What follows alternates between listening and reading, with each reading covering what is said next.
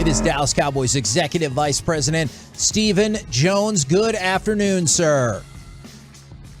Good afternoon, Joe. Was that the most fun you had watching a fourth quarter of football since Super Bowl 27? Yes, if you qualify it with the fourth quarter. I think up until then it was, as usual, in an NFL game, it was pretty nerve-wracking. But, eventually our guys stepped up, made big plays, both sides of the ball. And, the bigger thing we were wanting to work on, I think we made headway last night. We wanted to obviously clean up the penalties and then work on making plays on the ball, which we did in defense big time, especially in the fourth quarter. And then I thought overall we did a good job of protecting the ball. You talk about cleaning up the penalties. I know Kevin asked you. He asked Jerry that last week. There was a lot of Kevin asking a lot about the penalties last week. What exactly was the main factor in being able to – you only had 3 for 43 yards last night. Well, I think every game's different, and of course, every officiating crew's different. It is what it is. That's every crew's gonna have a different eye for things, and then of course, I don't know if you watched the Philly game yesterday. I think they had 5 pre-snap penalties in the first half. Yes, and that's a team that doesn't get penalized, and you just don't.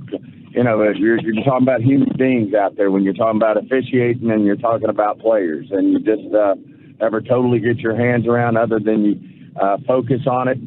Mike made it a big part of practice in terms of cleaning it up, cleaning the penalties up, and coaches them up on the crew that's coming in, and we'll continue to do that. But you're going to have the games where you get a crew that's got their eye on something, and you're not doing it quite to the to the way they think you should in terms of following the protocols that are in the rule book, and those things happen. But we have to continue to make them a focus because, as you can see, you clean those things up and you protect the ball and you make plays. You can you can have a big night like we did last night. Stephen, last night, CeeDee Lamb was used in motion, and I think there was at one point 100% of his yards and catches came while he was in motion and moving around.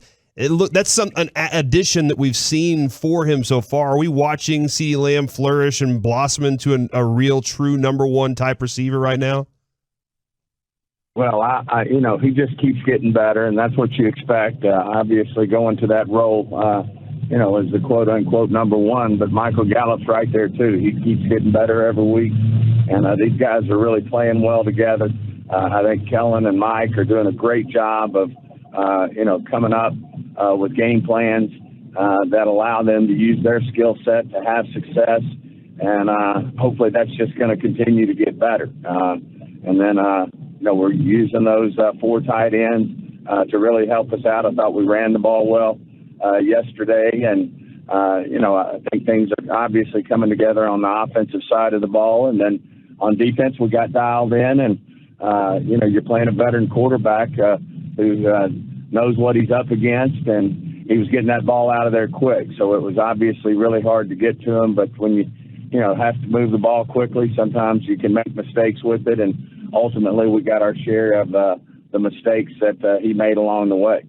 Now, you mentioned the defense. One of the unfortunate parts in an otherwise outstanding day was it sounds like an Achilles rupture for Anthony Brown. Is that, in fact, correct, or do you anticipate he will miss the rest of the season?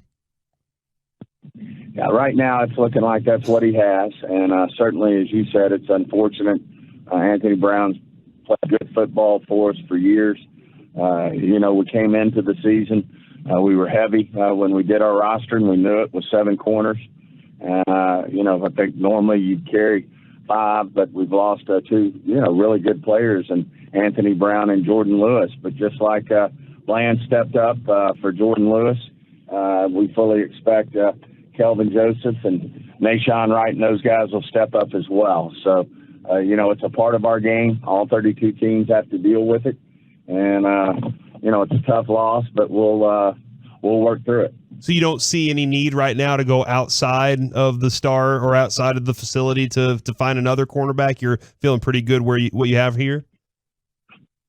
Well, we're always looking to improve and have depth, and certainly, it's shown us, this year, unfortunately, that makes our second corner that we've lost, and we'll continue to see if there's ways to improve in that area. But Nashawn Wright's been chomping at the bit. He's gotten a few opportunities. He's one of our better special teams players, and this is when guys get opportunities, they shine. And certainly Kelvin Joseph has been one of our better special teams player this year and has filled in good when he's called upon. And I think, given the experience he's going to get, he'll do well.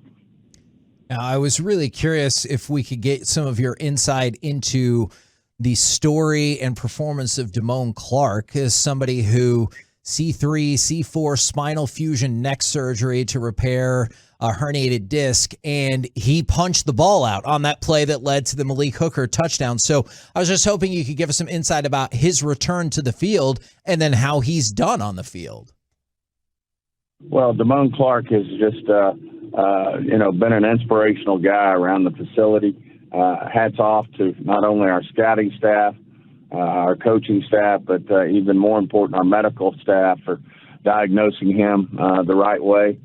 They really felt like that, if he progressed as they thought he would and the type of person he is, that he could play for us this year, and it came to fruition. We knew the flip side of that was he may miss the year, but we still felt like we were getting a first-class individual, a leader type, who really plays the game at a high level, and I think he's only going to get better. Obviously, he wasn't really even able to start practicing till after training camp, and he's just done a good job, and he's only going to get better, and he's made up of all the right things you want in a defensive player in the NFL. And Stephen, Malik Hooker had an exceptional night last night, and we've been kind of watching his progression back since his injury, as y'all picked him up last year. What's his veteran leadership added to what this team is? Well, he's just, as you know, when we had him there, he was a top 10 type player coming out of college. Had some, tough injury things he had to fight through that probably pulled his career back a little bit in terms of progression. But, he's a guy we loved when he came out of school, and he's fit in nicely here with what Dan Quinn wants out of that position. And, he's done nothing but be a team player for us. As you know, he came in last year at training camp, and it took a while, for him to get to the point where he was ready to go, not unlike Damone Clark. And he's certainly, a guy who's really paying off for us. He's well respected on this football team. He's a hard worker. He's a team guy, and doesn't surprise me a bit, that he's rising to the level of play, that he's exhibiting out there on our defensive football team. And, we're fortunate to have him, and, a great guy to have on this team. And Tyler Smith gets in at left guard last night. Kevin, I know your question is that something more to come? My question is, how did you feel seeing him at left guard? What were you feeling last night when you were watching him out there? Well, that's all we saw him at in training camp and mini camp. So it wasn't like it was that's all he practiced, which is all the more impressive as to what he's done at left tackle for us while Tyron Smith's been out. But the great news is that's the only place he worked for the most part during training camp. And certainly if we need him to man that spot when Tyron Smith gets back, which, by the way, he's just doing outstanding, barring something unforeseen, we'll activate him to the practice level to where he's practicing with the team and feel like he's going to do really well. And then I know the coaches, I know Mike's a big believer in, I know Joe Philbin is, you want your best 5 players out there, and I know they'll get our best 5 out there. So you believe that activation will take place this week then?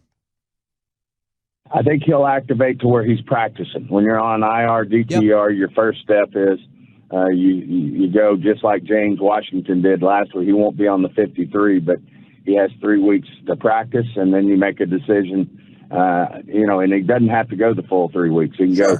You can do it week 1, or you can do it week 2 or week 3.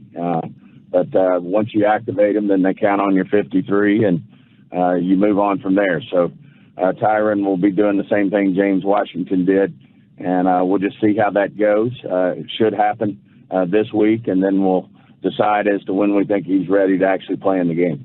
Talking with Stephen Jones right here on 105.3 The Fan. Obviously, you're intricately involved with the Cowboys salary cap and managing that. There's rumblings floating around that the cap will be $220 million plus. I was just kind of curious, a couple of things. How do they release that information to you usually? And have you also heard numbers that it will be above 220 next year? Well, you always use your own, your own calculus, if you will, in terms of what it normally does. And, you get a feel for that. We're getting ready to have NFL meetings next week, management council meetings where, our salary cap staff, and we sit in a meeting and they start to project where they think that cap's going to be. We don't have anything official as we sit here right now, but you're always trying to, use your best guess, your best efforts, and they project. I mean, they give us projections, but certainly subject to change. So there's nothing definitive at this point, but we should be getting the first look at what they think that number might be, but that'll be subject to change as well. Has that been more difficult the last couple of years with obviously the ebbs and flows of COVID and like expediting repayments? Has that made it more difficult to make those projections? Absolutely. I mean, you just, when you don't know what your revenue is going to be, especially in the COVID year, and then you're trying to smooth the curve out for the players and the clubs, then, it puts everything, all your original projections, you have to go back to the drawing board. And I think the league, the staff, the management council staff did a great job of smoothing that out, doing a great job to where, it's certainly in a situation where teams can get back in the groove and the swing of things and understand what they're going to be looking at. But there's no doubt the COVID year took a big swing at the cap, and certainly, I think all 32 teams had to work through how they were going to manage through, lesser salary caps than they had projected before COVID. Stephen, blink twice if Odell Beckham Jr. is in the car with you right now. He would be in the car with me doing this, I can assure you. He's got, you don't have long with these guys when they come in to visit, and he's got a busy schedule, and we look forward to our visit with him, Jerry and I do. And I know there's a lot of people, from medical staff to our leadership council, to our coaching staff, right on down the line that are going to be visiting with him, and we'll just see where things go.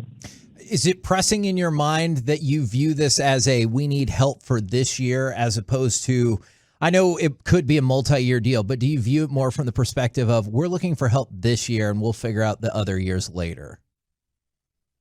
I mean, I think this year is our priority as we sit here right now, and no question about it. We've got I think everybody recognizes we've got a really solid football team that can compete to win a championship this year, and certainly that's our focus. And obviously we have. We've done our planning and we understand how future years work as well, but our number one priority is to win football games right now.